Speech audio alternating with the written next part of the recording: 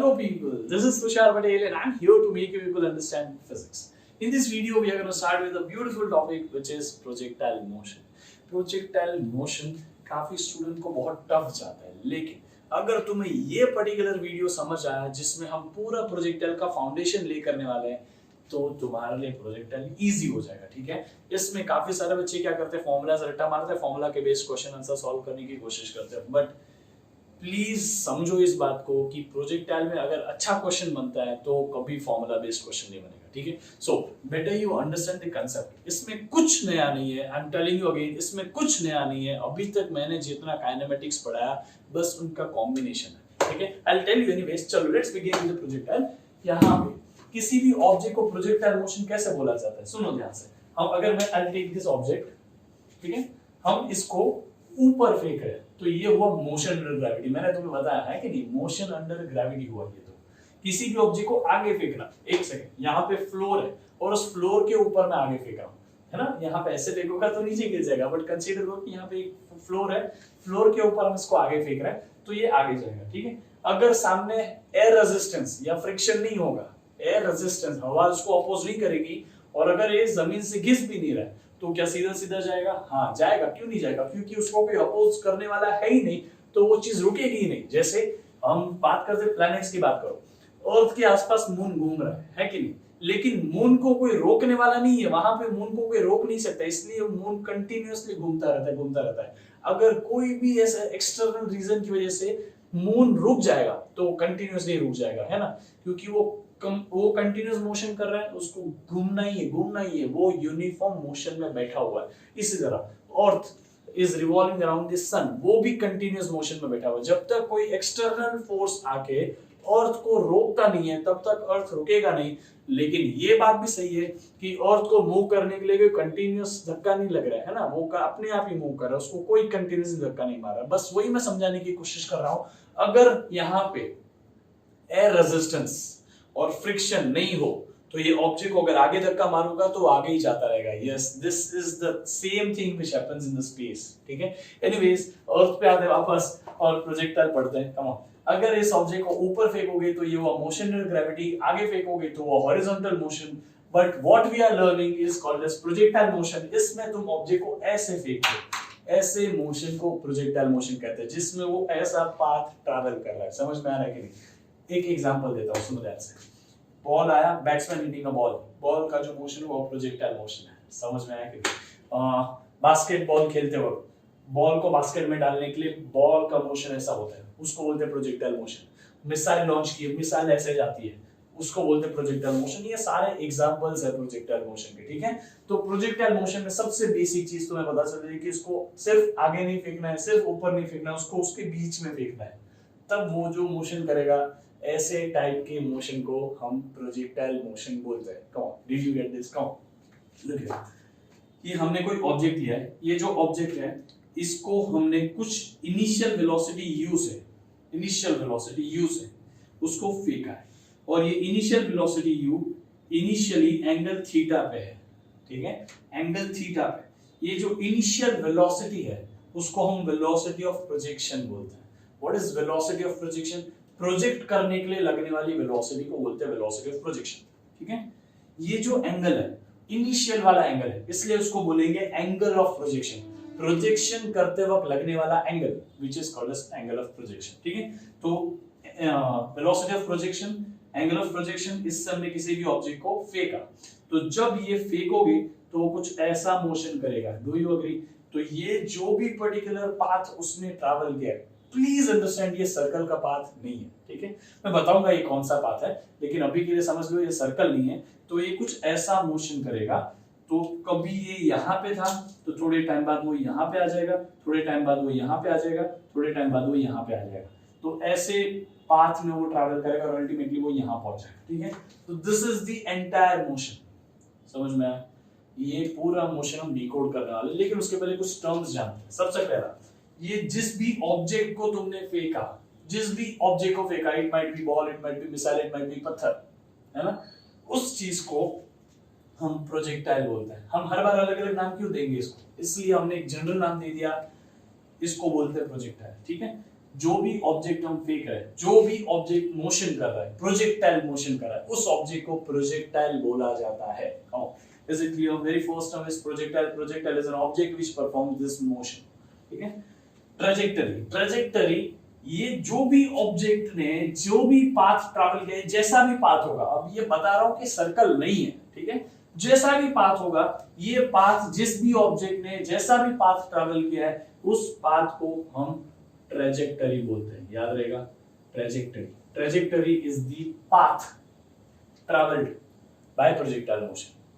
Trajectory is the path travel during projectile motion. समझ में आया? इस रास्ते को हम ट्रेजेक्टरी बोलते हैं। क्लियर है? Next term is range. देखो जरा ध्यान से, तो ये ऑब्जेक्ट ऐसे जा रहा है, तो हॉरिजॉन्टल इतना डिस्टेंस ट्रैवल कर लिया उसने, तो ये जो यहां से लेकर यहां तक उसने जो हॉरिजॉन्टल डिस्टेंस ट्रैवल किया ना, उसको हम रेंज के नाम से जानते हैं। समझ में आया? Maximum horizontal distance travelled by projectile is called as range, है ना। रेंज हमेशा हॉरिजॉन्टल ही होती है, तो उसको हॉरिजॉन्टल लिखने की जरूरत नहीं है, ठीक है। तो ये range is the maximum horizontal distance travelled by projectile motion. इससे हमें पता चल सकता है कि हमारा प्रोजेक्टाइल एग्जैक्टली कितनी दूरी तक जा सकता है, ठीक है। दूसरा, नेक्स्ट इज हाइट। हाइट तो सबको समझता है ना कि ये जो प्रोजेक्टाइल है वो पहले यहां तक सबसे हाईएस्ट पॉइंट तक गया है, तो ये उसकी मैक्सिमम हाइट हुई, तो उसको हम हाइट के नाम से जानते हैं। कोई कोई बुक में इसको मैक्सिमम हाइट भी लिखा होता है, एनीवेज तुम्हें जो बोलना है बोल सकते हो, इसको हाइट बोलते हैं, ठीक है। This is the maximum height, this is the maximum vertical distance I should say. ये वर्टिकल एक्सिस है ना, वाई एक्सिस, ये हॉरिजॉन्टल एक्सिस है, एक्स एक्सिस। तो वर्टिकल एक्सिस के अलोंग मैक्सिमम वर्टिकल डिस्टेंस जो ट्रैवल किया ना, उसको बोलते हैं हाइट, है ना। Maximum vertical displacement I should say, sorry distance, maximum vertical distance travelled by projectile motion is called as height, ठीक है। Clear? Next term is time of ascent. यहां से मतलब इस पर्टिकुलर पॉइंट से चढ़ के यहां तक पहुंचने का टाइम को, ये जो चढ़ने वाला टाइम है ना, वहां पे ऊपर चढ़ने वाला टाइम, असेंट करने वाला टाइम, उसको हम बोलते हैं टाइम ऑफ असेंट। उसको TA से रिप्रेजेंट किया जाता है, ठीक है। Next is time of descent. जो यहां मैक्सिमम हाइट तो पहुंच गए, लेकिन उसके बाद उतरना भी तो है, तो डिसेंट करने के टाइम को, उतरने के टाइम को हम क्या बोलते हैं? Time of descent. Time of descent याद रहेगा, ये हमारा उतरने का टाइम है, ठीक है। चढ़ने के टाइम को टाइम ऑफ असेंट, उतरने के टाइम को टाइम ऑफ डिसेंट। ये दोनों टर्म हो गई। T और D, D कैपिटल होगा लेकिन सबस्क्रिप्ट में होगा, छोटा वाला। ये T स्मॉल होगा, D और A कैपिटल होगा लेकिन सबस्क्रिप्ट में होगा, छोटा सा, ठीक है। Next is time of flight. What is time of flight? Come on. जब तक ये प्रोजेक्टाइल फ्लाइट कर रहा है, जब तक ये प्रोजेक्टाइल हवा में है, तब तक जो प्रोजेक्टाइल ने टाइम लिया उसको बोलते हैं time of flight. Yes, time of flight को कैपिटल T से रिप्रेजेंट किया जाता है, ठीक है। Time of flight is represented by capital T, याद रहेगा। Capital T is time of flight, small ta is time of ascent, small td is time of descent. तो समझ में क्या आता है कि time of flight is nothing but combination of time of ascent and time of descent. तो capital T is equal to TA plus, कौन बोलो, TA प्लस TD, है ना। तो capital T is TA plus TD, इन दोनों time का addition is nothing but time of flight. समझ में आया? दूसरा चीज थोड़ा बेसिक्स के अंदर घुसते हैं, ठीक है। लेट्स गो फॉर इस पर्टिकुलर पॉइंट पे जो वेलोसिटी है, उस वेलोसिटी को दो पार्ट में तोड़ो। सबसे पहले मैं तुम्हें एक मिसकंसेप्शन क्लियर करता हूं, ठीक है। हमें कोई ऐसा मोशन अभी तक पढ़ाया नहीं गया जिससे हम ऐसा प्लेन में होता हुआ मोशन समझ पाए। अभी तक हमने हॉरिजॉन्टल मोशन पढ़ा है, अभी तक हमने वर्टिकल मोशन पढ़ा है, लेकिन अभी तक हमने कोई ऐसा मोशन नहीं पढ़ा जो एक्स एक्सिस वाई एक्सिस दोनों को यूज करके मोशन हो रहा हो, ठीक है। अभी तक हम कोई ऐसा मोशन नहीं पढ़े जो प्लेन में हो रहा हो, ठीक है। तो हमें ये मोशन को पढ़ने आता नहीं है, लेकिन हमें एक्स एक्सिस के अलोंग वाला हॉरिजॉन्टल मोशन पढ़ने आता है, हाँ। हमें वाई एक्सिस के अलोंग वर्टिकल वाला मोशन पढ़ने आता है, हाँ। तो अगर हमें मोशन अलोंग स्ट्रेट लाइन आता है तो हमें मोशन इन प्लेन बहुत इजीली आ सकता है। हम मोशन इन प्लेन को मोशन इन स्ट्रेट लाइन में तोड़ देंगे और फिर उसको पढ़ेंगे। It will be easier for us. Come on, let's go for it. हम ये जो इनिशियल वेलोसिटी है ना u, उसको दो पार्ट में तोड़ते हैं। यहाँ पे लिखा u cos थीटा, है ना, u का ये कंपोनेंट हॉरिजॉन्टल कंपोनेंट, क्योंकि यहाँ पे थीटा है तो यहाँ पे u cos थीटा बनेगा, ठीक है। दिस इज u का कंपोनेंट अलोंग x एक्सिस, इसलिए उसको ux लिखा मैंने। कोई प्रॉब्लम है? नहीं। Come on, let's go ahead. फिर u का नेक्स्ट कंपोनेंट जो यहाँ पे y एक्सिस के अलोंग बनेगा, that will be called as u sin theta, और इसको क्योंकि ये y एक्सिस के अलोंग है इसलिए u y भी लिख सकते हैं। समझ में आया? u को मैंने दो पार्ट में तोड़ा, u cos थीटा और u sin थीटा में। u cos थीटा वो वेलोसिटी है जो उसको आगे लेके जाने में हेल्प कर रही है, और u sin थीटा वो वेलोसिटी जो उसको ऊपर लेके जाने में हेल्प कर रही है। समझ में आ रहा है कि नहीं?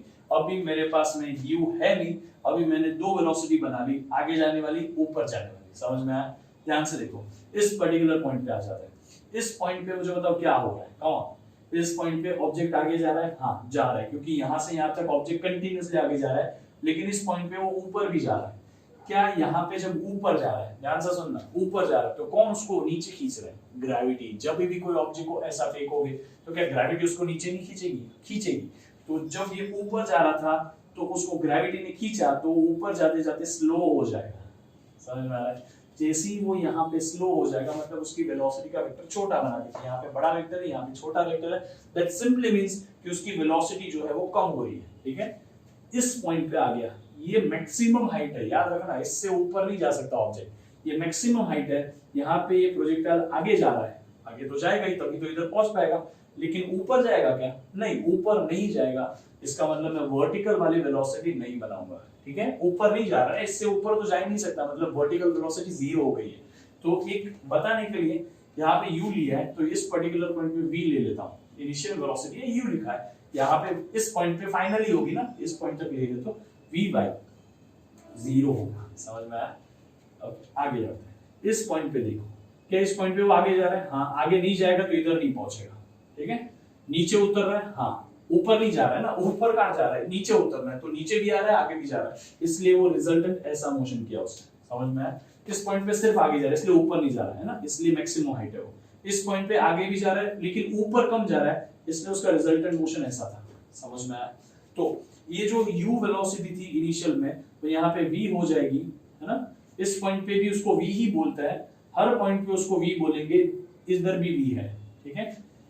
Every point after this particular point, initial वाला जो पॉइंट था ना, ये वाला, यहां से जब ऑब्जेक्ट को फेंक लिया, उसके बाद में हर पॉइंट पे वेलोसिटी को v से रिप्रेजेंट करते हैं, ठीक है।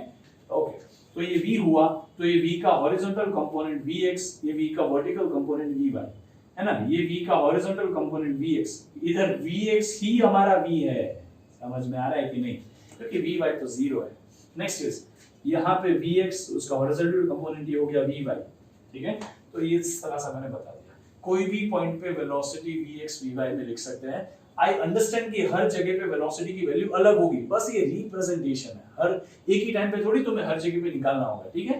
Come let's go for the next thing. यहां पे ध्यान से सुनना, ठीक है। ये जो u से हमने इसको ऐसा फेंका, ठीक है, पहले उसकी वेलोसिटी u sin थीटा थी व्हिच इज uy, कम हो गई vy, जीरो हो गई, फिर नीचे के तरफ में हो गई, फिर बढ़ी, ठीक है। और अल्टीमेटली इस पॉइंट पे वो जितनी यहां से फेंकी थी उतनी हो जाएगी, वी विल प्रूव दैट, ठीक है। अभी जरा ध्यान से देखो, let's go for the next. So यहाँ पे टोटल दो मोशन हो रहा है, हॉरिजॉन्टल मोशन हो रहा है और वर्टिकल मोशन हो रहा है। हॉरिजॉन्टल में वेलोसिटी क्या है? इनिशियल में ux है, बाद में vx है, बाद में भी vx है, और वर्टिकल में क्या है? इनिशियली uy है, बाद में vy है, और उसके बाद में यहाँ पे तो vy जीरो हो रहा है, लेकिन यहाँ पे नेगेटिव vy है ना। यहाँ पे ऊपर vy था, यहाँ पे भी ऊपर, यहाँ पे जीरो, फिर नेगेटिव, मतलब ऊपर जा रहा है ऑब्जेक्ट, रुक रहा है, नीचे आ रहा है ना। आगे जाते वक्त वो कहीं रुक नहीं रहा है, देखो यहाँ से भी आगे जा रहा है, यहाँ से भी आगे जा रहा है, यहाँ से भी आगे जा रहा है, यहाँ से भी आगे जा रहा है, अल्टीमेटली लास्ट पॉइंट तक जब तक वो ग्राउंड को टच नहीं करेगा तब तक वो आगे ही जाता रहेगा, है कि नहीं। तो हमने इस पूरे पार्ट को दो पार्ट में कन्वर्ट किया, एक हॉरिजॉन्टल मोशन और एक वर्टिकल मोशन। हॉरिजॉन्टल और वर्टिकल में तोड़ते हैं, कुछ कुछ चीजें नोट डाउन करते हैं हॉरिजॉन्टल में क्या हो रहा है, ठीक है। हॉरिजॉन्टल जो मोशन हो रहा है ना, ये मोशन में ध्यान से देखो, हमने कंसीडर क्या किया था?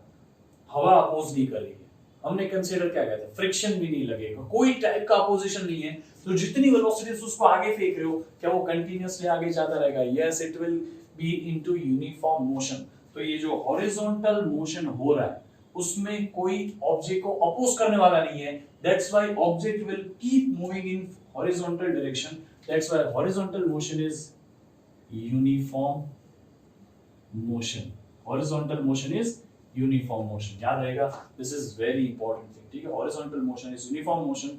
वर्टिकल मोशन की बात करते हैं। वर्टिकल मोशन में क्या ऑब्जेक्ट ऊपर जा रहा है, हाँ, ऊपर गया, हाँ, रुका, हाँ, नीचे आया, हाँ, मतलब ऊपर जाके नीचे आने वाला ये जो मोशन था ये हमारा वर्टिकल वाला मोशन था, और ऐसा वाला तो हर मोशन अंडर ग्रेविटी होता है, that simply means vertical motion is non uniform motion.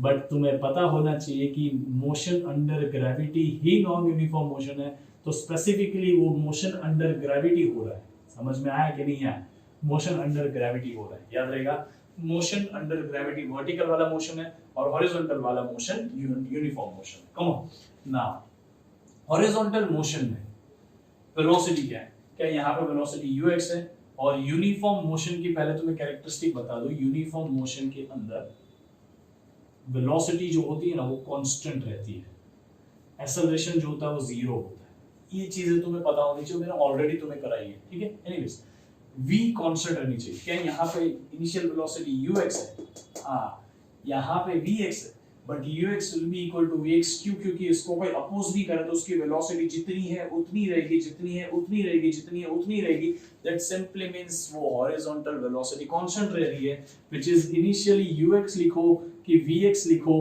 ये दोनों की वैल्यू u cos थीटा ही रहने वाली है, व्हिच सिंपली मींस ये कांस्टेंट वैल्यू है, समझ में आया कि नहीं आया, horizontal velocity is constant everywhere, यहाँ पे vx भले लिखा है लेकिन उसकी वैल्यू u cos थीटा ही रहेगा, which is equal to ux and it is equal to vx। इस पर्टिकुलर पॉइंट पे तुमने भले vx लिखा बट वो ux के इक्वल है और उसको u cos थीटा भी लिख सकते हो, हर पॉइंट पे उसकी वेलोसिटी सेम है हॉरिजॉन्टल वाली, ठीक है। तो हॉरिजॉन्टल वेलोसिटी इज ux लिखो vx लिखो but it will remain u cos theta, तो वो कांस्टेंट है, that simply means acceleration along x axis is equal to 0, समझ में आया कि नहीं, acceleration along x axis is equal to 0। जब भी हम यूनिफॉर्म मोशन की बात करते हैं तो we have only one formula which is applicable in uniform motion, which is what, come on please tell me, yes it is v is equal to s upon t, ये एक ही formula है जो uniform motion में apply कर सकते हैं, मैंने तुम्हें ऑलरेडी ये कराया है, प्लीज अगर तुमने मेरे पहले के वीडियो नहीं देखे तो वो जाके देखो फिर ये करो, बहुत इजी पड़ेगा, ठीक है। Anyways let's go, v velocity, s displacement, t time, v velocity is replaced by ux लिखो vx लिखो कोई फर्क नहीं पड़ता, ज्यादा करके तुम ux फाइंड करोगे पूरे सिनेरियो में, इसलिए मैं ux लिखा, ठीक है, is equal to s displacement है बट किसके अलाउंग, हॉरिजॉन्टल मोशन हो रहा है, तो हॉरिजॉन्टल मतलब x एक्सिस के अलाउंग का डिस्प्लेसमेंट। अगर मुझे कोई इस पर्टिकुलर पॉइंट की लोकेशन पूछता है तो मैं इस पर्टिकुलर पॉइंट की लोकेशन कैसे लूंगा, मुझे हर पॉइंट की लोकेशन देने के लिए तीन चीजें पता होनी चाहिए, नंबर 1 x कोऑर्डिनेट, यहां से इतना जो ये x डिस्टेंस होगा वो, नंबर 2 ये y कोऑर्डिनेट जो ये y डिस्टेंस होगा वो, है ना, तो x, y तो पता ही होना चाहिए, लेकिन उसके साथ एक और चीज है, टाइम भी पता होना चाहिए, तो x, y, t, ये तीन चीजें अगर मुझे पता हो तो मैं कोई भी पर्टिकुलर पॉइंट की लोकेशन दे सकता हूं, समझ में आया कि नहीं। ये स्मॉल t है, इतना t a हो जाएगा, इतना t d हो जाएगा और ये पूरा कैपिटल D हो जाएगा, तो ये इंटरमीडिएट टाइम है, ये इंटरमीडिएट वर्टिकल डिस्टेंस, ये इंटरमीडिएट हॉरिजॉन्टल डिस्टेंस, ठीक है।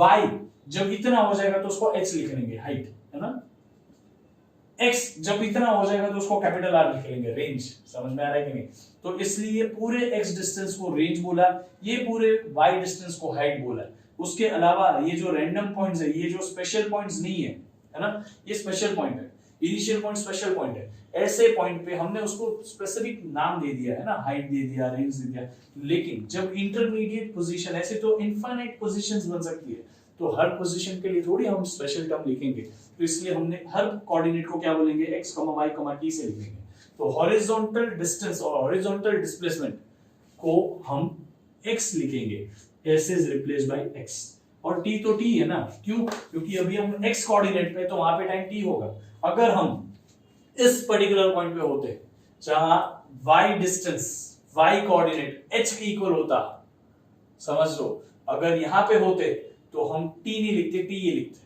अगर हम इस पर्टिकुलर पॉइंट पे होते जहां पे पूरा मोशन कंप्लीट हो गया तो x कोऑर्डिनेट रेंज के इक्वल होता, तो x की जगह r लिखते। समझ में आ रहा है क्या होने वाला है? Come on. एनीवेज, तो ये ही एक फॉर्मूला है जो हम हॉरिजॉन्टल मोशन में लगाने वाले हैं। Is it clear? अच्छा, इसके अलावा तुम्हें ये पता होना चाहिए, इसको लिख तो ऐसे भी सकते हैं, x is equal to U X into T. समझ गया? x is equal to U cos theta, U X की वैल्यू लिख दी और कुछ नहीं किया, इंटू टी। समझ में आ रहा है? बस ये सारे अलग अलग फॉर्म है, फॉर्मूला तो एक ही है। समझ में आया कि नहीं? Now the next part is vertical motion. What is vertical motion? It is motion under gravity. Already मैंने तुम्हें मोशन अंडर ग्रेविटी करवाया है, तो तुम्हें पता होना चाहिए कि यहाँ पे इक्वेशंस लगने वाली उनको बोलते हैं kinematical equation. v is equal to u plus at, a will be replaced by g, plus और माइनस थोड़ी देर बाद देखते हैं, ठीक है? v square is equal to u square plus 2as, है ना? बाद में प्लस और माइनस देख लेंगे, a की जगह g लिख लेता हूं।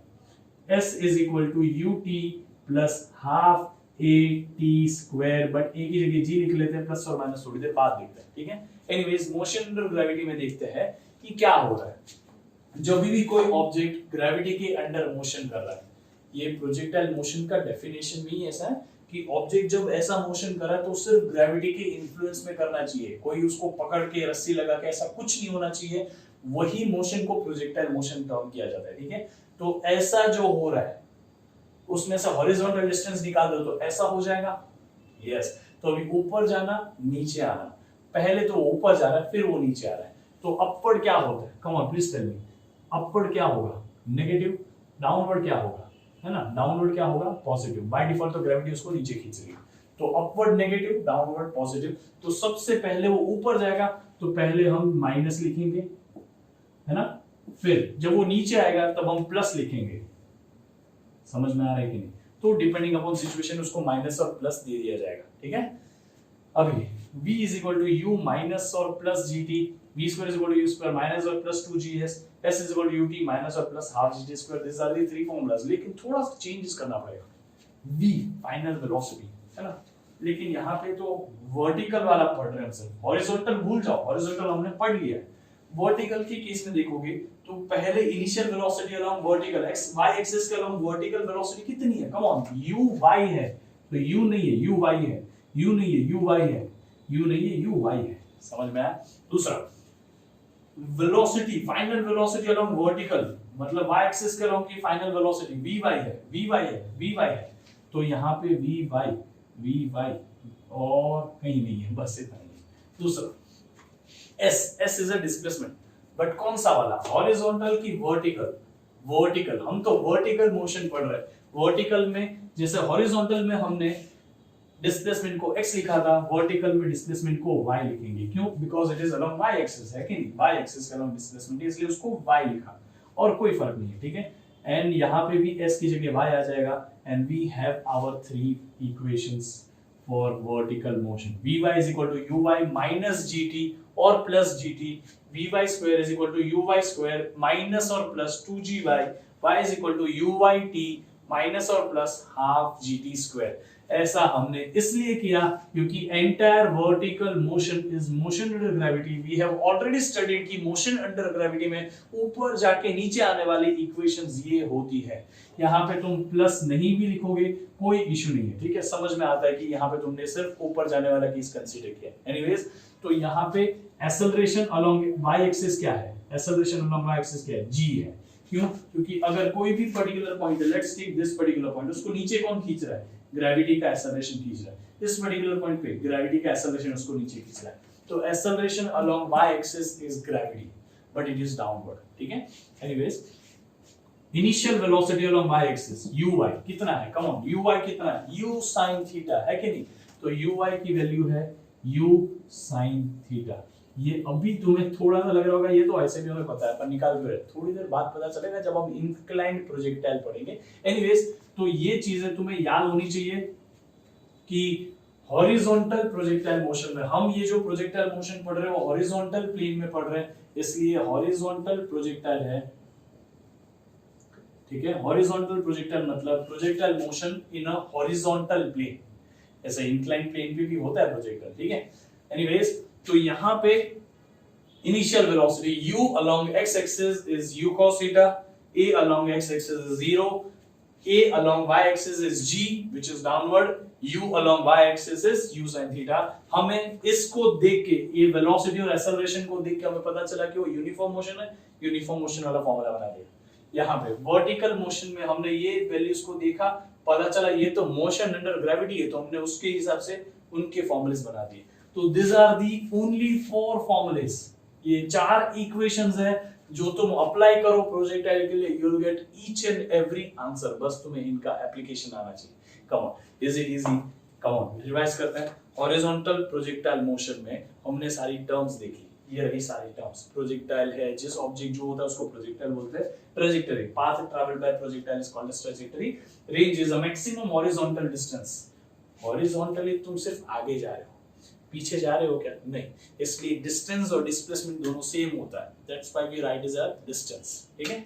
वर्टिकली हाइट, हाइट में ये जो maximum height travelled, maximum height reached by projectile is called as height, है ना। और या तो तुम ऐसे बोल सकते हो maximum vertical displacement, maximum vertical displacement उसको बोलते हैं हाइट, ठीक है।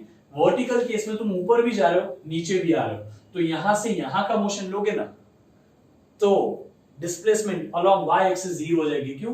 क्योंकि ऊपर भी जा रहे हो, नीचे भी आ रहे हो, तो यहीं से शुरू किया, ऊपर गए, वापस इधर आ गए, डिस्प्लेसमेंट क्या हो गया? 0। लेकिन हॉरिजॉन्टल में ऐसा नहीं होता, हॉरिजॉन्टल में तुम आगे ही जा रहे हो सिर्फ इसलिए, ठीक है।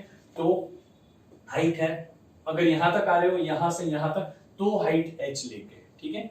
पूरे मोशन, तो डिस्प्लेसमेंट जो होगा वो h के इक्वल होगा, यहां से यहां तक के मोशन में, है ना, डिस्प्लेसमेंट इतना होगा। लेकिन यहां से यहां तक के केस में ऊपर जाके नीचे आना, जिस हाइट पे थे उसी हाइट पे रिटर्न आ गए, इसलिए वर्टिकल डिस्प्लेसमेंट 0 हो गया। Anyways, let's go for the next term, time of ascent. ऊपर चढ़ने के लिए लगने वाले टाइम को टाइम ऑफ असेंट बोलते हैं, नीचे उतरने के लिए लगने वाले टाइम को टाइम ऑफ डिसेंट बोलते हैं, और टोटल टाइम को टाइम ऑफ फ्लाइट बोलते हैं। Time of flight is the addition of time of ascent and time of descent. Come on, is it easy? Next is horizontal motion और vertical motion. इसमें हम पूरे प्रोजेक्टाइल मोशन को divide कर देते हैं। Horizontal motion is a uniform motion, vertical motion is a non-uniform motion which is motion under gravity. So we directly apply equations of motion under gravity, and horizontal motion में we have only one formula, because it is a uniform motion we can apply only one formula, which is v is equal to s upon t, where v will be replaced by ux, velocity along x axis, s will be replaced by x, displacement along x axis, and t remains t। Time किसी का नहीं होता ना, horizontal का ना vertical का, वो तो पूरे मोशन का है कि नहीं।